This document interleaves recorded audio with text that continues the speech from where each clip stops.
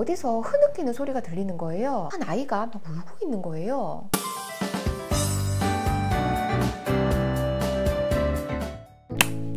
안녕하세요. 어디든 학교의 하유정입니다. 이제 새학기 어느 정도 안정되었다고 우리 부모님들이랑 우리 친구들이랑 뭔가 학습에 열중하려고 하는 그런 느낌 제가 좀 봤거든요. 그리고 서점에 가보면 아이들 문제집 코너에 우리 부모님들이랑 아이들 정말 많더라고요. 그래서 이번에는 수학 문제집 어떻게 채점하고 오답 관리는 어떻게 하는지 좋은 팁들을 공유하도록 할게요.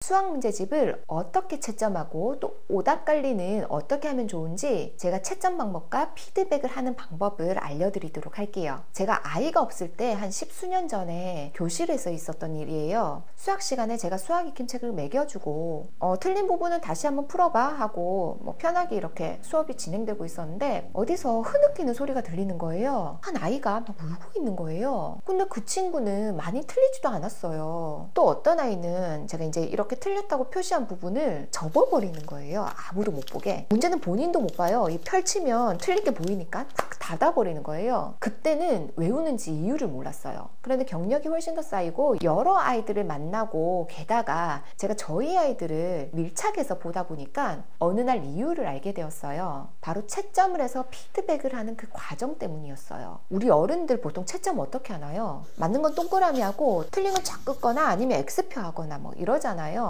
또는 별표를 하기도 하고요. 여기서 우리가 채점을 하는 가장 궁극적인 목적을 생각해 봐야 돼요. 우리가 채점을 하는 이유는 점수를 내기 위해서인가요? 아니죠. 아이들이 조금 더 잘하기 위해서 피드백을 주기 위해서 이건 맞았다, 이건 틀렸다 알려주는 거잖아요. 그런데 그 더 잘하게 하기 위해서 우리가 방법적으로 쓰는 건데 단순하게 100점 만점에 80점 또는 90점 이렇게로 끝나는 거 곤란하죠. 그러면 틀린 부분을 조금 더 한번 생각해보고 다시 한번 풀어보면서 오답률을 줄이고 또는 실수도 줄이고 이런 학습의 과정 중에 하나라고 인식이 된다면 아이들이 비록 틀렸다 하더라도 과감하게 쫙 이렇게 끊는 행동 그건 좀 곤란할 수 있어요. 제가 이전 영상에서 2021학년도 학생평가에 관한 계획과 지침에 대해서 안내드린 적이 있어요. 그때도 말씀드렸는데 평가의 가장 큰 그림이 결과 중심이 아니라 과정 중심으로 갔다고 말씀을 드렸어요. 그래서 마찬가지로 아이들의 문제집 하나를 평가할 때도 재기회를 많이 줘야 돼요. 아이가 바르게 사고해서 정답을 도출해낼 때까지 몇 차례의 기회를 더 줘야 되는데 그 사이에 과감하게 이렇게 끄어버리면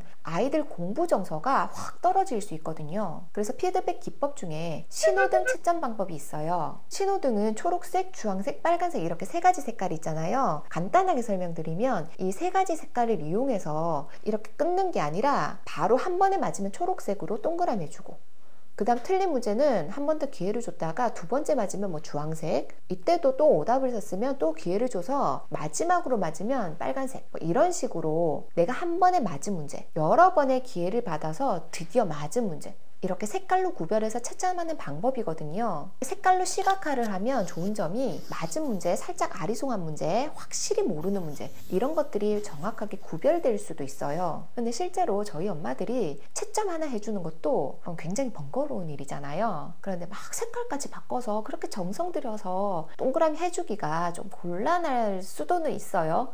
제가 그렇거든요. 그리고 그게 저희 아이들이 다른 색으로 칠해지는 것도 별로 좋아하지 않아요. 그래서 저는 똑같은 방법이긴 한데 맞은 거는 맞았다 표시를 하고 틀린 거는 채점하지 않고 우선 남겨놔요. 그리고 채점이 안 되어 있는 문제는 틀렸으니까 다시 한번 봐야 되는 문제 그래서 본인이 다시 풀어요. 그리고 큰애 같은 경우는 자기 스스로 점검하기도 하고 더 어린아이 같은 경우는 제가 다시 한번 봐주는데 그래서 또 틀렸어요. 그런 경우에는 문제 번호 밑에다가 이렇게 밑줄을 쳐서 한 번 더 보자 이렇게 이제 표시를 하는 거죠. 그래서 한 번의 기회를 또 주는 거죠. 그래서 다행히 맞으면 동그라미가 되는 것이고 또 틀렸다. 이 또 틀렸다는 잘 봐야 되는데 두 가지 경우로 나뉘거든요. 하나는 단순한 계산 실수 또 하나는 개념 자체를 몰라서 틀린 경우 계산 실수의 경우에는 다시 풀어보면 되겠죠. 그런데 개념 자체를 뭔가 오개념을 가졌다든지 아니면 아예 잡혀있지 않는다든지 그런 경우에는 함께 풀어봐야 되겠죠. 이런 문제가 오답의 의미가 있는 문제겠죠. 아이들이랑 와, 이거 중요한 문제 나왔어 하면서 이제 조금 표시를 해둬요.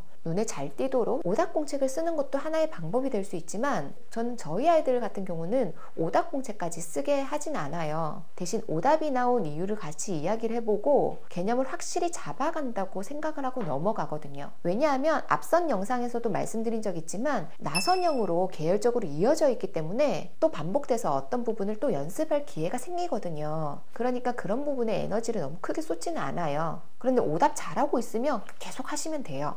그래서 오늘 말씀드리는 것을 간단하게 다시 정리를 해보면 아이들의 공부 정서를 높이기 위해서는 채점을 할 때 신호등 채점, 색깔까지 달리하진 않더라도 이렇게 끊기 전에 여러 번의 기회를 줘야 된다는 거, 그거 꼭 기억하시고요. 틀린 문제는 재차 피드백을 받을 수 있도록 채점의 방법은 전환시켜 보세요. 그리고 오답은 두 가지 경우 이 단순 계산 실수인지 또는 개념이 잘 잡혀 있지 않는 건지 구별해보고 이 개념이 잘 잡히지 않는 오답에 대해서는 조금 더 강화된 피드백을 해주신다는 거 잊지 마시고요. 이렇게 끌 때 아이들 마음에도 스크래치 갈 수 있으니까 조금 그런 부분은 염두에 두시면 좋을 것 같아요. 가끔 아이들 빨간색 색연필로 이렇게 끄인 그런 부분 막 지우개로 지운다고 난리인 아이들 많아요. 그런데 막 안 지워지고 결국 막 찢어지고 그러잖아요. 그죠? 그럼 오늘 영상도 도움이 되었기를 바라고요. 그럼 다음에도 유익한 내용으로 찾아뵙도록 할게요. 안녕!